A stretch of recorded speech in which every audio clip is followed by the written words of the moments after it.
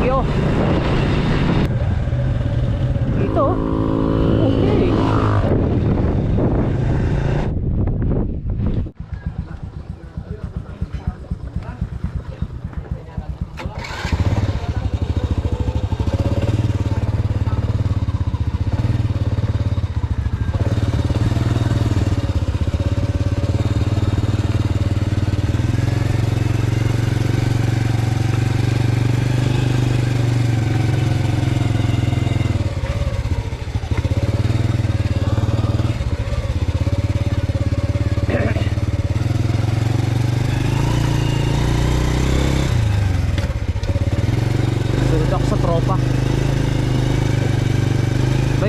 Alis na kami, saka ko inabutan ng tawag ng kalikasan. Iniwanan tuloy ako ng tropa. At sila nauna na papuntang Pantabangan Dam. Susunod na lang tayo.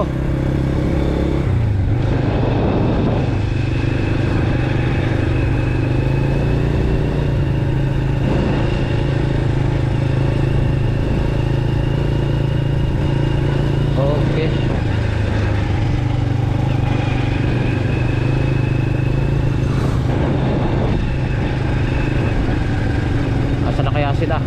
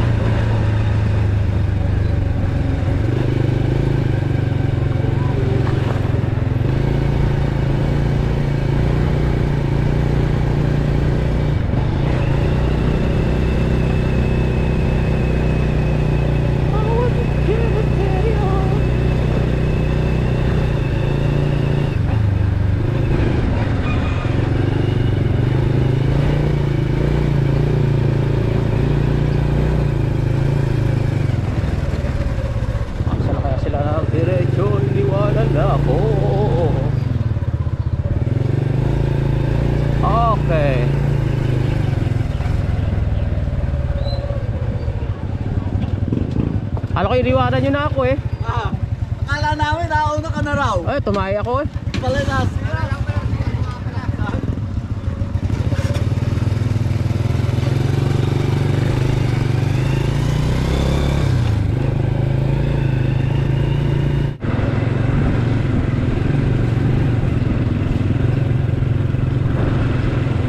Ganon kalalayas tong aking mga tropa. Biruin mo, magmula Bulacan hanggang dito sa Nueva Ecija, dito sa Pantabangan.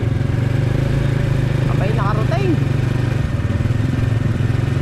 Ganon lang kami kalayas, mga taong gala.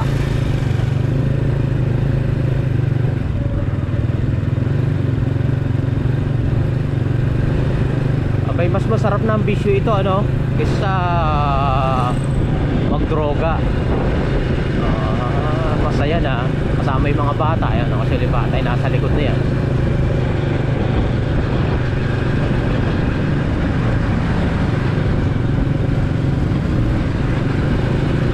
As long as it does not violate the law and the right of the others, keep going.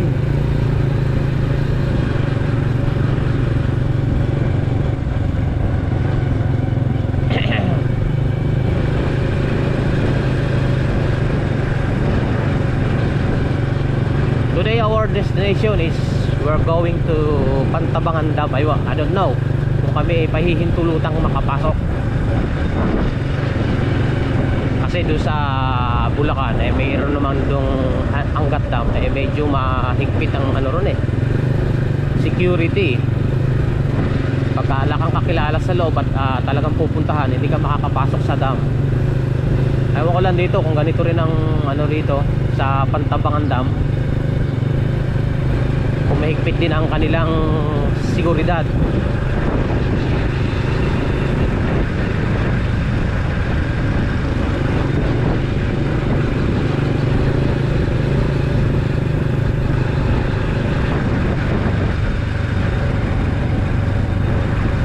We travel traveled about 100, I think 147,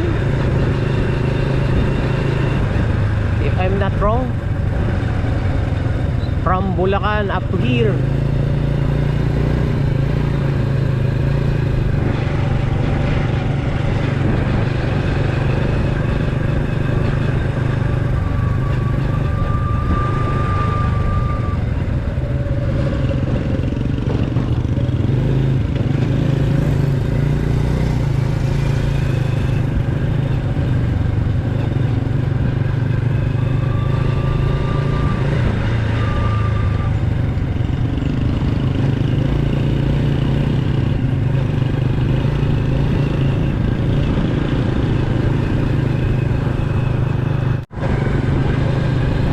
We are here right now in National Road in Pantabangan area.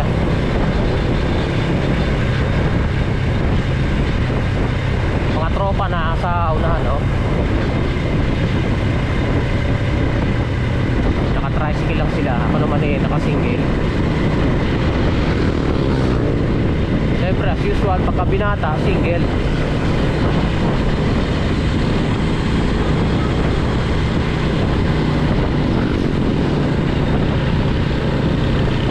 Before, when I came here, the road is a little bit run down, but now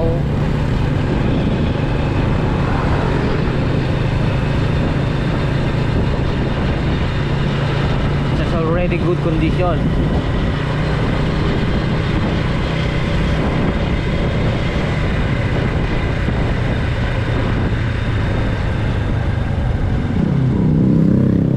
Asfalto siya, masarap magpatakbo.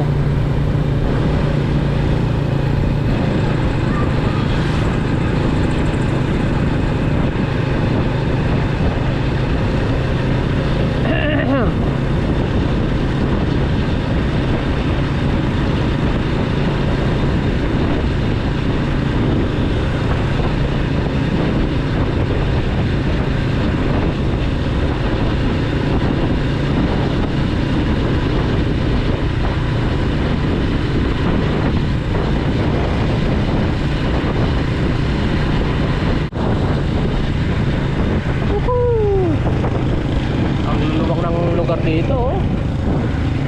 Yung kabundukan na yun, dati sa Sierra Madre Mountain. E dito medyo kalbo na ang bundok nila.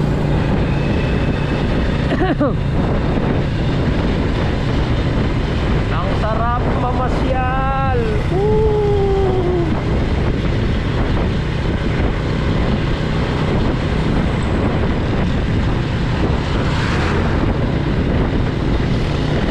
Good morning mga kabarangay. This is another video today. I hope na sasamahan nyo ang aking video sa araw na ito. Kumusta ang inyong barangay? Ang inyong kapitan, ang inyong barangay tanod? Pinanatili ba ang peace and order sa inyong lugar? Kung hindi, patulpo na yan. Joke lang.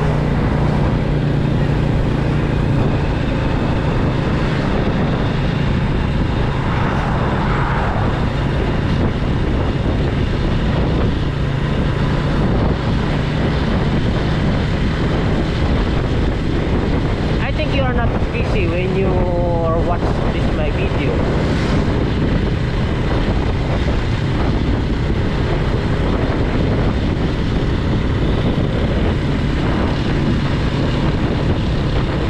Hayaan nyo pong itur namin ang inyong mga mata sa lugar na aming mga nararating,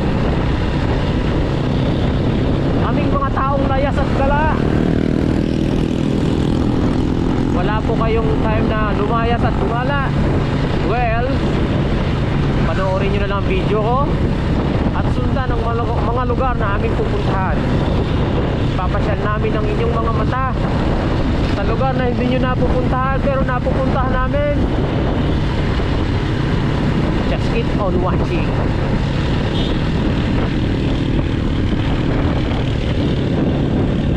Ang lugar na to, para siyang ano, pagkagantong Tagaraw, dry siya, dry ang kanyang lugar.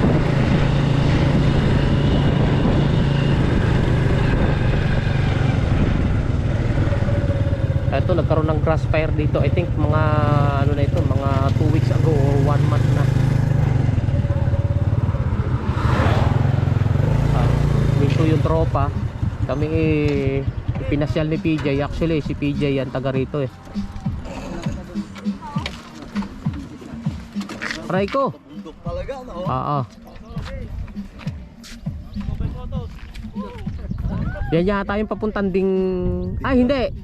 Yan yung papuntang Aurora. Yung dumaan tayo ng bundok na bundok. Yung papunta tayong Baler. Dyan yan, sa may part na yan. Ito diretso ng ano? Pantabangan dam. Dam, Paikot papuntang Baler. Baler. Kasiguran no? Oo. Napakaluluwang ng lupain dito.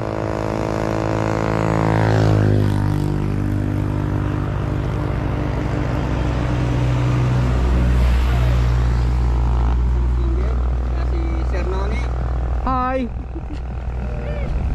Yan po ang aking kasamang vlogger, Shairan TV. Tingnan nyo naman ang cellphone niya at na nakalagay pa. Oo, Shairan TV. Yan isang vlogger din guys. Punta ng Pinagtabangan.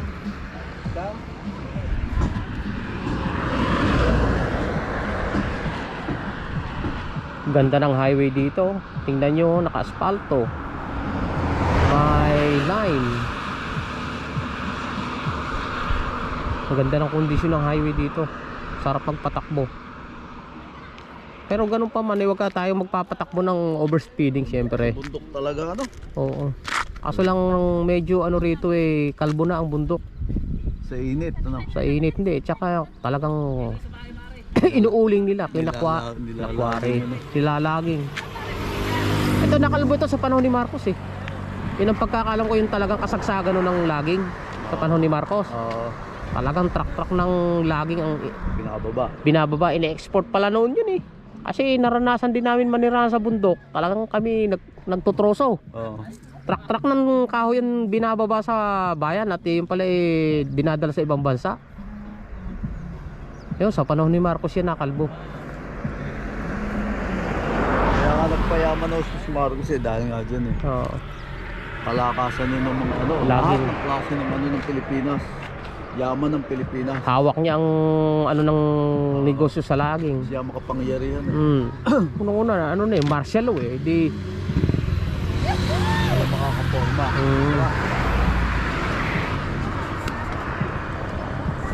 May tutuloy na sa Pantabangan.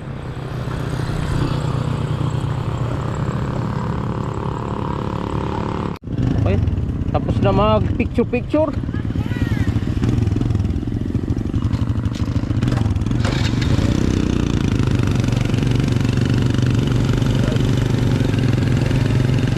Okay, let's go ride again. Woohoo!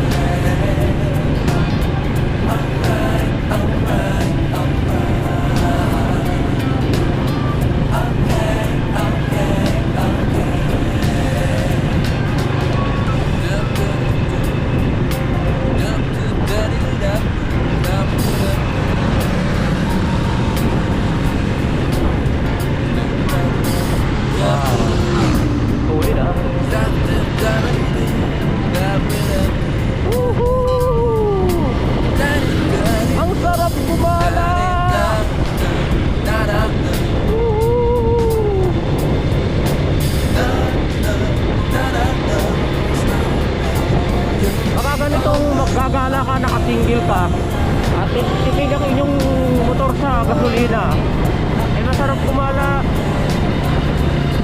Biruin mo, malit lang ang gastos mo, makakagala ka na.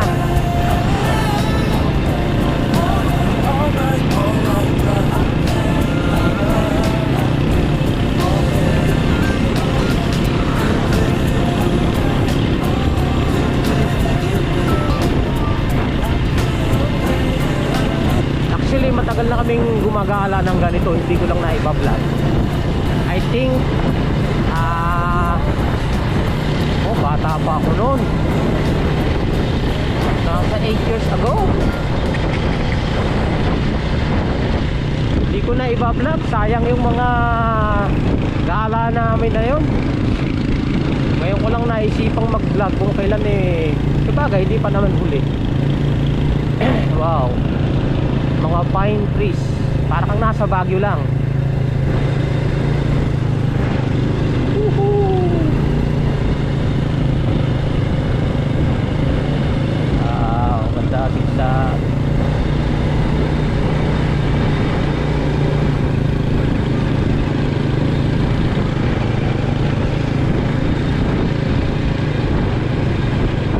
Actually, this is a second time to come here.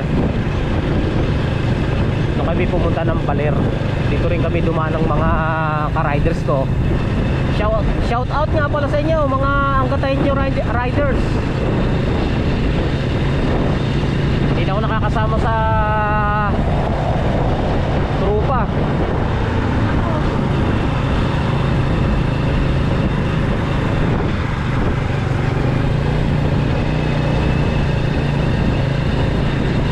Busy na sa trabaho kaya hindi na nakakasama sa travel ngayon lang.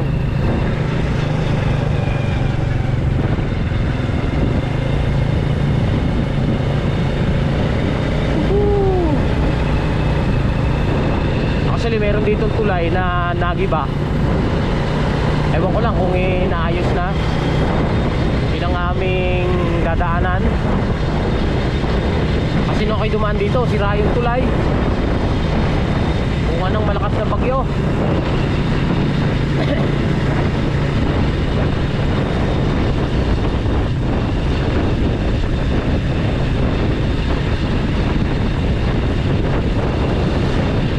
Maganda na ang daan dito, di kagaya dati. Nung dumaan ako rito, two-way lang siya. At hindi pa ganito kaayos. Ngayon meron ng improvement. Salamat sa DPWH ng ano bang region to, kasama region 2. I think region 2 nga ito. Dito sa Nueva Ecija.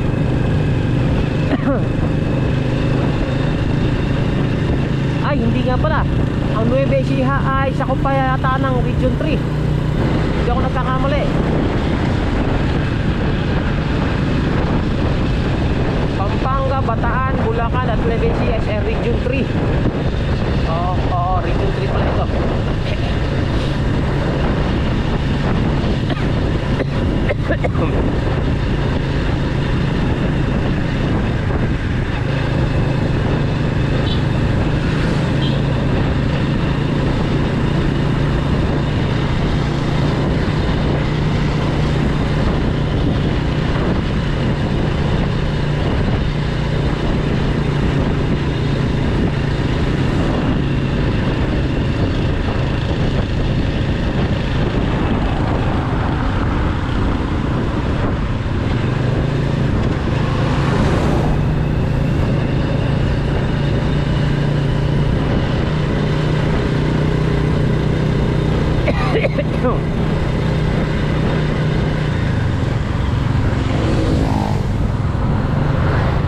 Bayan ng Baler.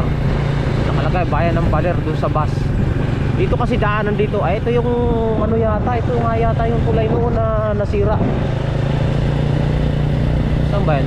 Dito nga ba? O doon pa sa kabila? Baka sa susunod pa. Kasi may ilog na medyo ano yun malaki-laki. Actually yung papuntang Baler, yung bus ng Baler dito dumadaan sa Pantabangan Road na ito, papuntang Cabanatuan. Kasi yung kanyang kalsada ay mas good sa kondisyon compare dun sa dinaanan namin noon na nasa gitna ng Sierra Madre. Medyo ano, a little bit run down. Kaya mas maraming dumadaan dito. Kahit medyo malayo siya ng kaunti, safe naman yung kalsada. Going to Baler, going to Baler.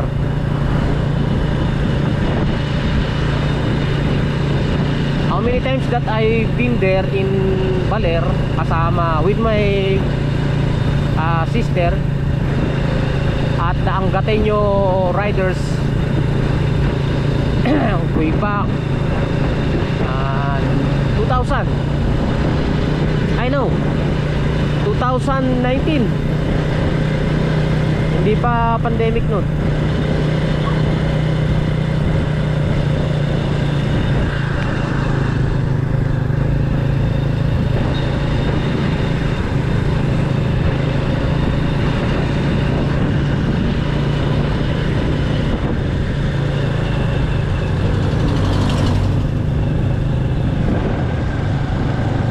Doon sa Bungabon, doon ang daan papunta ro sa Sierra Madre na sinasabi ko.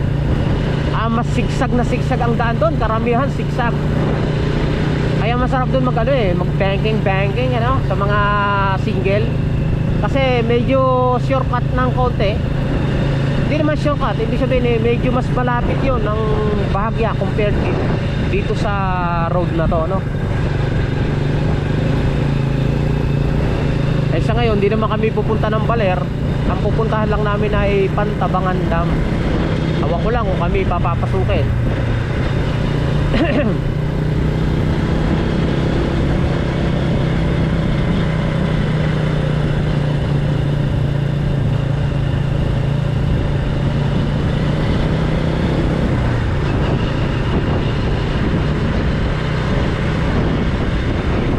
Gastos ko sa gasolina from Bulacan up to here ay wala pa hong 200 piso. Gaano naman ba yung 200 piso sa gasolina, no? Back and forth 400, nakapasyal ka na. Ganun lang ka tipid. Ang pagkain naman sa daan, kumain ako noon, halagang 60 lang, 65, nakaraos ako ng tanghalian ko. Ang mahalaga ay nakapasyal ka sa mga lugar na hindi naman parati mong napupuntahan. Yun, enjoy ka naman.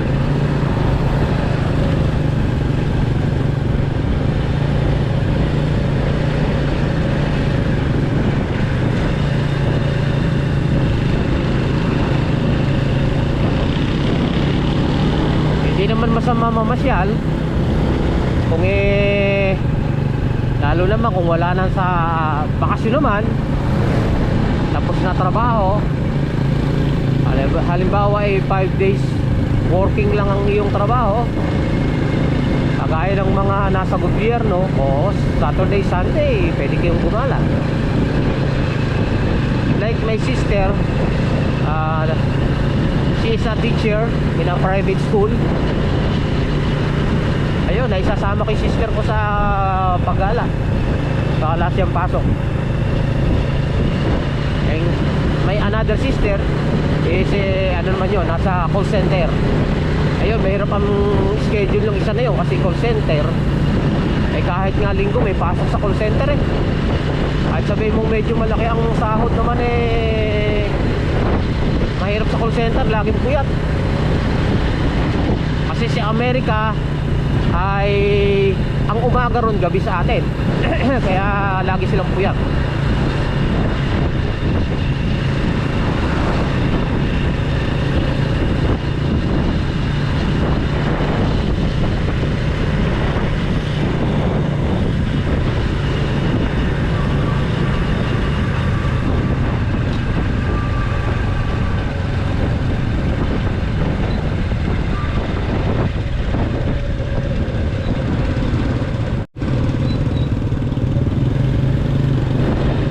Advantage ng isang masabi ko nga pala sa inyo, ang advantage ng isang maliit na motor, tipid sa gasolina, mura ang pyesa, mura ang motor. So yung na-save mo sa pagtitipid mo, magagamit mo sa pamamasyal mo, di ba? Pagka malaki ang motor mo, kagaya ng mga 650cc, yung Kawasaki Ninja, naku po, Z1000R, naku po, talaga namang yun lumalagok ng gasolina. Gasolina pa lang kailangan marami kang budget. Dito 100cc ko tipid na tipid sa gasolina. Narating ko ang narating nung big bike, di ba? Ano bang mararating ng big bike na hindi mararating ng 100cc maliban na lang dun sa NLEX, SLEX, sa mga super highway? Eh, yun, hindi mararating talaga ng 100cc. Pero out of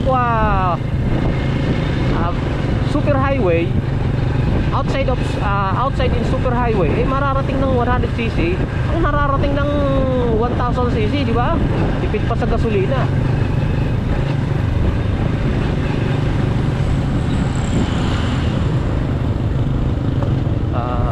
Ayun, ito yung bridge na nasira noon. Ito yun.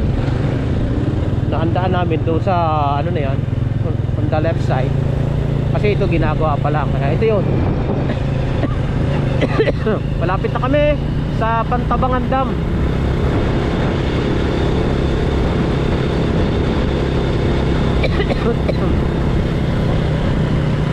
Tapos may bus na biyaheng Valerian, no? Yung nasa likod ko na yun, kung nakikita niya side mirror, yan, biyaheng Valerian.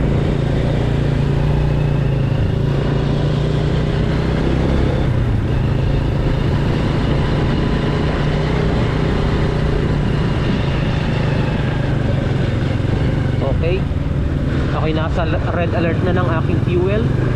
Ewan ko lang kung may may gasolinahan nga pala dyan sa may banda dyan. Kung saan ako inabutan ng tawag ng kalikasan, ako po, tayo na. Sabi ko, pagkala ko makitang ano rito, gasolinahan, tatay ako dyan sa kadamuhan. Ako yung laway sa dito sa mga damo nakita ko yung may gasolinahan naman pala, doon ako nagbawas.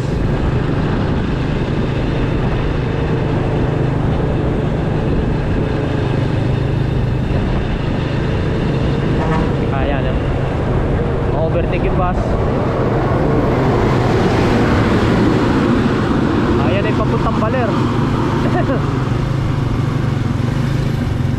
Ewan ko lang kung saan ang paradahan yan sa Cabanatuan. Pero I think sa Manila meron yan. Merong biyaheng Baler from Manila. Siguro sa Cubao. Hindi ko lang alam ang kanilang paradahan sa Cubao, sa Farmers. Ewan ko lang kung sa Pasay ay meron sila. Yung gusto magbakasyon ng Baler at walang dalang sasakyan, pwede kayo sumakay ng bus.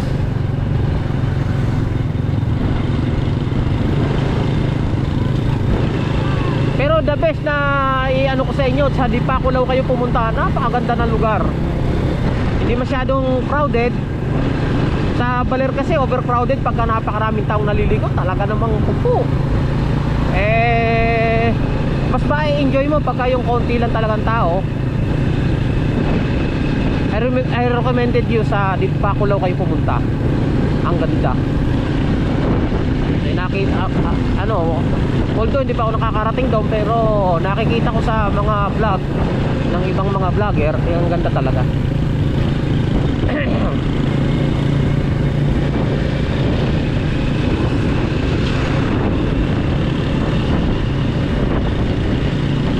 Diretso yata kami ng Baler, hindi papunta ng Baler.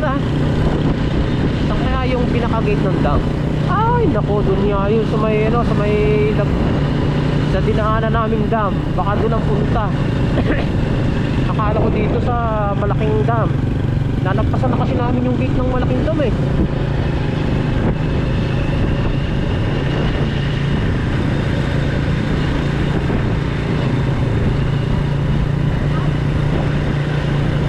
Saan na ba yung gasoline station? Ayan, yan nga pala, yan. Yung pakanan na ito yung papuntang Baler. Yan. Doon kami pumunta. Ito naman papuntang dam, itong diretso na to. Yan yung papuntang Baler. Yan yung pakanan na yon. Ito naman ang papuntang dam.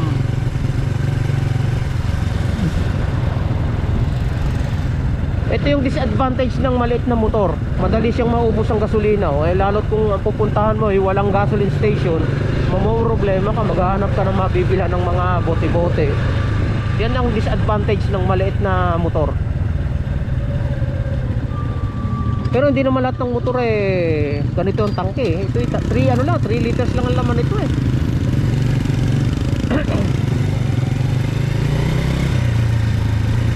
reaching what do you call this? Barangay West Poblacion, Pantabangan. Ito, NE, Northeast.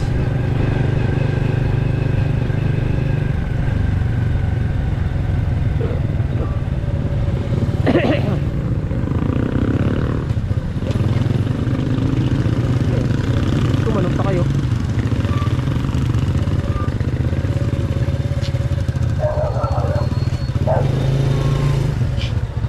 Chuchu, kakampi tayong dalawa.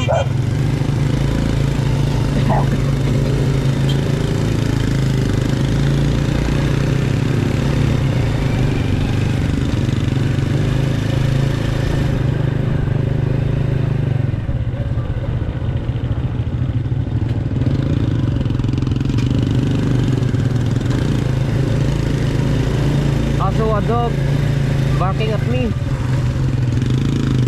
at my back. Inisip ko baka makagat kasi hindi siya Tagalog eh. Ay, hindi Tagalog, hindi siya Aspal. Meron siyang lahi na ano, ginagamit ng mga pulis. Eh ang ganun eh, agresibo talaga kumagat yun.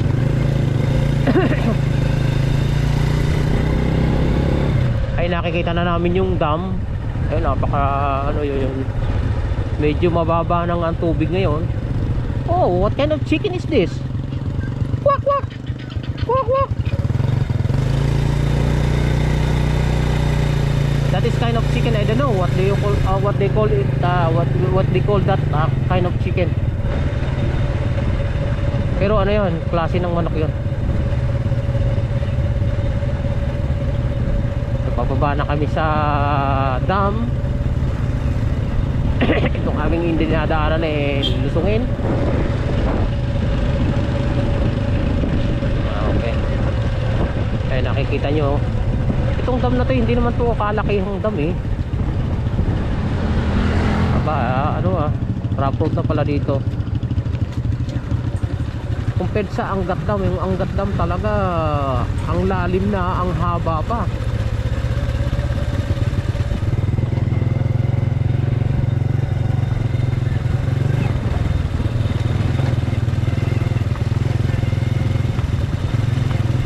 We are entering on the premises of Pantabangan Dam. Look at that. This house is like a castle. There is an emperor inside that kind of building. You know, like from Japan.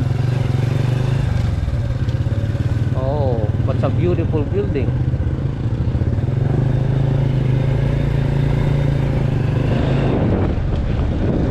Look at that.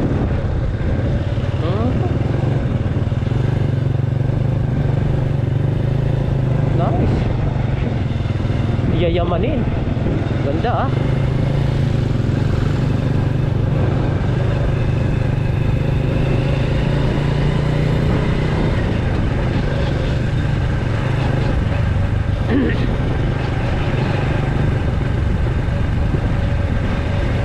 Wow, jogging pag may time.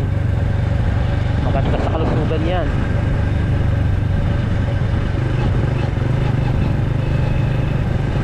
Ako, di na ako nakakapag-jogging kaya anti ako'y lumalaki na.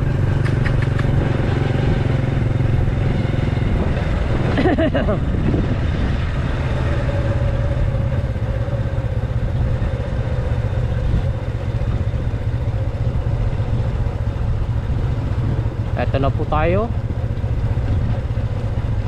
Kinakausap na ng aming kasamahan ang nasa guard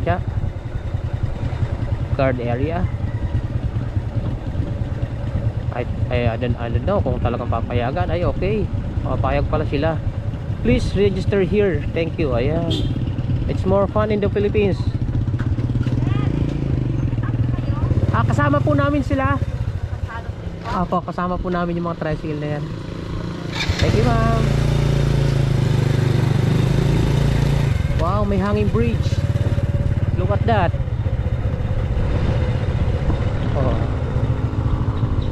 May ATV pa rito. Okay. Oo, ang baba na pala ng mataas na pala yung ibinaba ng tubig. Oh, look at that, what a beautiful scenery.